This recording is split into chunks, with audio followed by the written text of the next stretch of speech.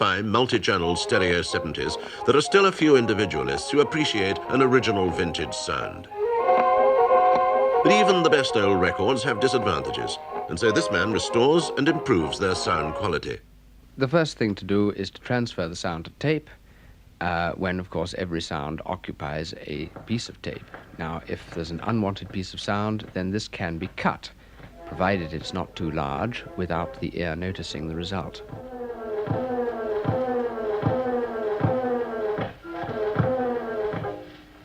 It's practically impossible to alter a sound when it's a fraction of an inch in a record groove. But if you transfer music and crackles onto tape, you can alter it much more easily. Once all the imperfections are recorded onto tape, the gramophone is laid aside. The usual technique of editing tape is to stop the recorder and mark the point to be cut with a wax pencil. The tape is then cut on a solid block of metal.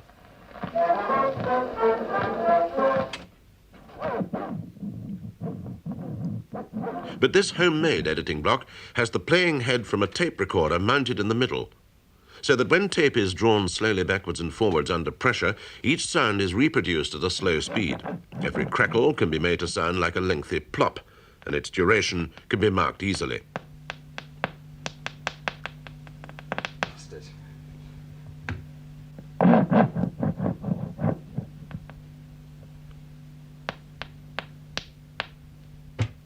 Now that the crackle is accurately located and measured, it's removed by special scissors with a blade that snips out just 1/12 of an inch.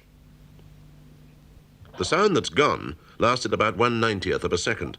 When the tape is joined together again, the human ear will not usually discern that anything is missing. Even several hundred joins like this will only shorten a piece of music by a few seconds.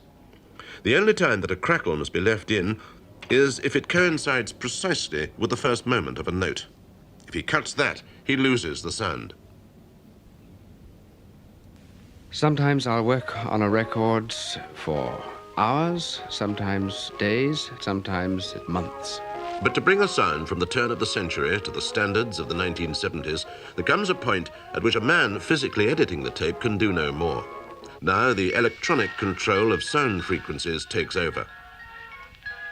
With this instrument, I can selectively increase or decrease the effect of various frequency bands, and so change the character of a recording, either advantageously or disadvantageously.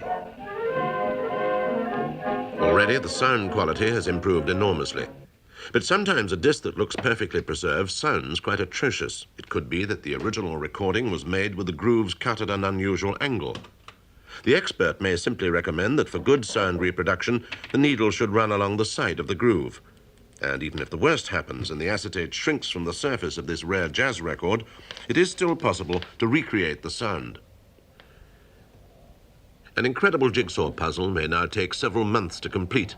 At the end, a glued and restored record will have even more violent crackles than usual. Then another marathon taping and editing session will start again.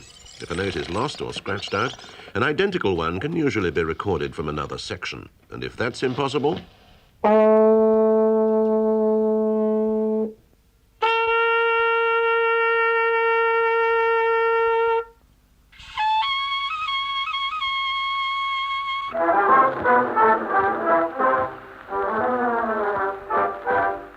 I believe that if I don't do it, no one else is going to do so, either because they haven't the time and patience now, or because tomorrow may be too late.